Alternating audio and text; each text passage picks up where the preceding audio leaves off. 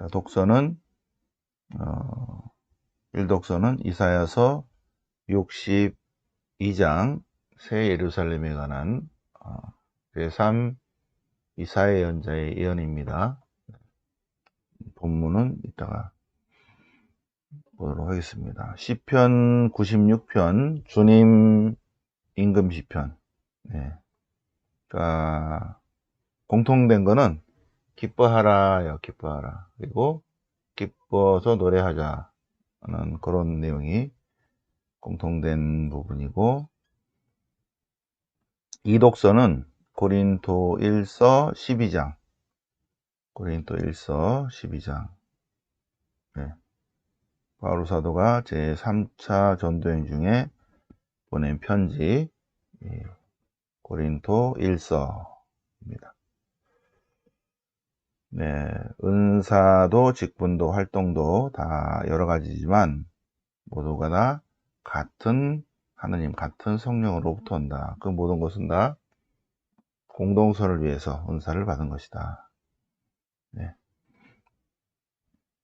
그리고 오늘 복음은 지난주에 주님 예수님께서 세례 받으시고 주체신 비단 가나의 혼인잔치 이야기입니다. 근데 요게 그때 하지 않고 좀 다른 성경 본문을 넣었으면 얼마나 좋을까 이런 생각이 들어요. 성경 본문을 좀 이따 보시겠습니다. 우리 토요일날 어제 특전 미사 했지만 자, 오늘 보시겠습니다. 자, 1독서 이사야서 62장 56에서 66까지는 제3 이사야 예언서입니다. 제3 이사야 예언서. 자, 이사야서 62장 제목은 새 예루살렘. 새 예루살렘. 그래서 이제 제3 이사야 예언자가 새 예루살렘에 관한 예언을 하고 있습니다. 예루살렘 때문에 가만히 있을 수가 없다. 어디 갔어? 마우스가 이렇게 와야지. 네. 새 예루살렘 때문에. 이제 새 예루살렘은 새로운 이름으로 불릴 것이고, 주님의 손에 들려있는 화려한 면류관이 되고,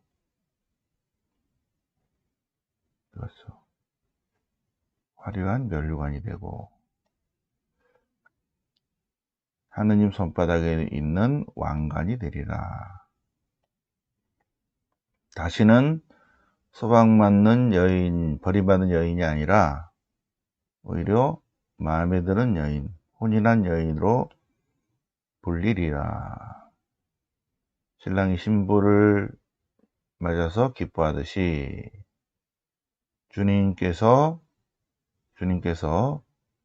새 예루살렘으로 말미암아 기뻐하리라는 노래를 제3 이사야 예언자가 노래하고 있습니다. 새 예루살렘에 관한 예언입니다. 시편 96편은 여기 와 있으니까 시편 1권, 2권, 3권, 4권에 있죠. 근데 시편은 93편부터 100편까지 주님 임금 시편입니다. 주님 임금 시편. 주님은 임금이시다. 그죠? 여기 주님은 임금이시다. 그런 내용이 반복됩니다. 그래서 동사만 본다면 막 기뻐서 노래하는 거죠. 그죠? 주님께 노래하라 새로운 노래. 주님께 노래하라 온 세상아. 주님께 노래하라 그 이름 찬미하라. 주 이름 나날이 선포하라. 주님의 구원을. 주님께 노래하라 노래하라 노래하라 선포하라 전하라. 결애들에게 주님의 영광을. 그 다음에 이제 주님에 대한 설명이 주님 위대하시고 쭉 나옵니다. 또 다시 7절 주님께 드려라 영광과 권능을 주님께 드리라 그 이름의 영광을. 주님께로 주님의 성전으로 들어가리라. 그래서 주님께 경배하리라. 주님은 임금이시다. 그래서 주님께 노래하고 선포하고 전하고 드리고 경배하고 자 주님 안에서 기뻐하고 즐거워하여라. 그 안에 가득 찬 것들을 소리쳐라. 기뻐하고 아니 여기 아니다. 기뻐하고 환호하고 환호하여라. 라는 이사야서하고 연결된 거겠죠. 그죠? 이사야서 62장. 예루살렘이 이제 새로워질 것이기 때문에 기뻐하여라. 주님께서 이제 손보실 것이다. 화려한 멸관이 되고 주님 손바닥에 있는 왕관이 되리라. 예루살렘은. 그러니 기뻐합시다. 시편도 노래하고 전하고 기뻐합시다는 주님 임금 시편입니다. 자, 뭐 연결은 안 되지만 고린도 1서 12장 연결은 되지 않아요. 하나이신 성령과 여러 가지 은사에 관한 내용입니다. 하나이신 성령과 여러 가지 은사. 성령의 은사에 대해서 말하겠습니다. 성령의 은사.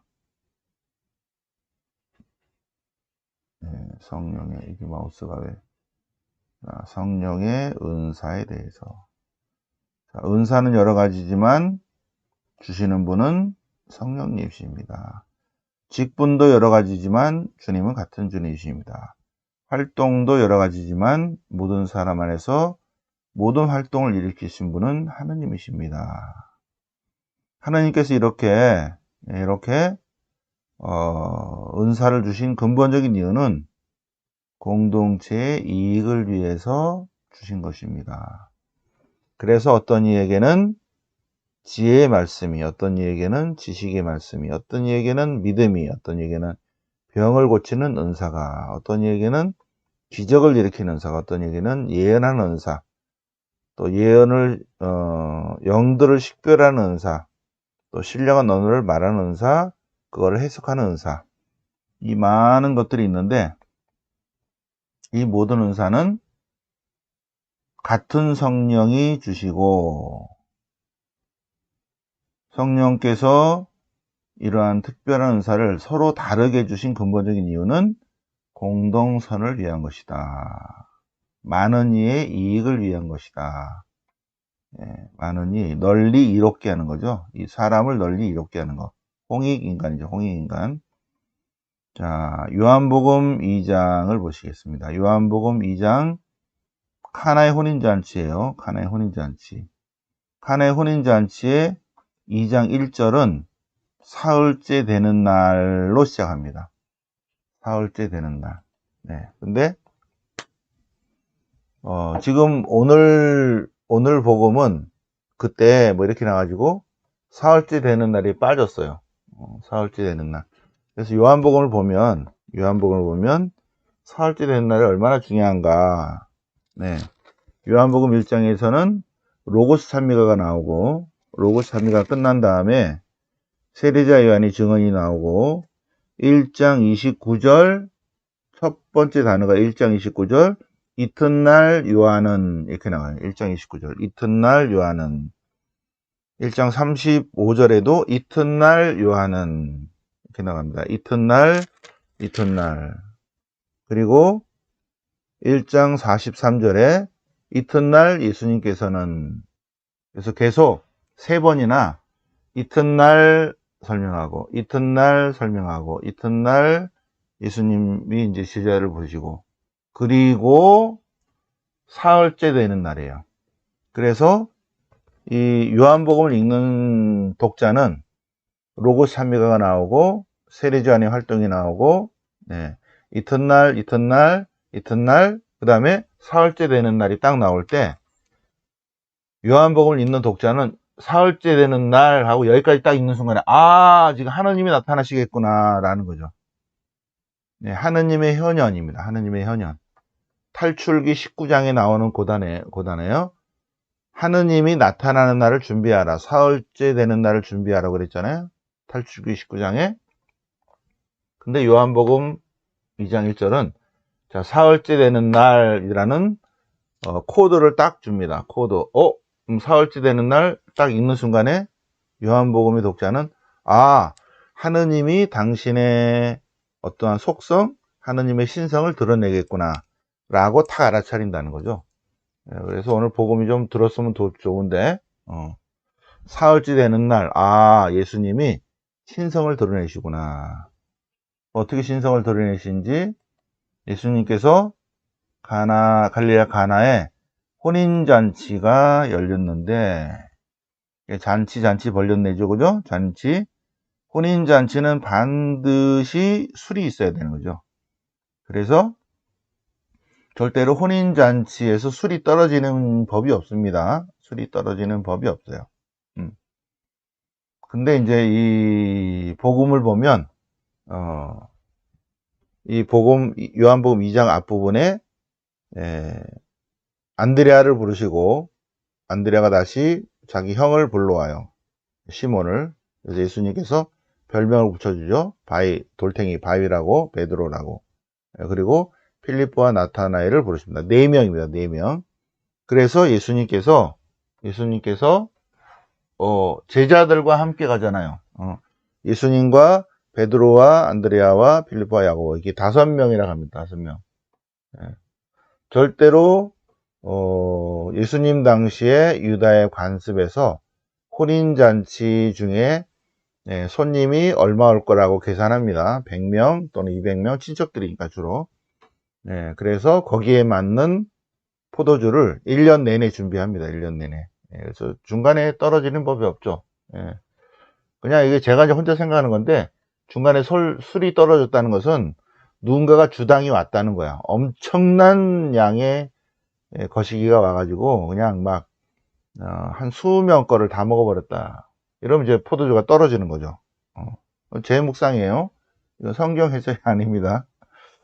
그런데 어떻게 됐어요? 가나의 혼인잔치에 예수님과 제자도 초대받으셨는데 그런데 포도주가 떨어졌다. 그런데 포도주가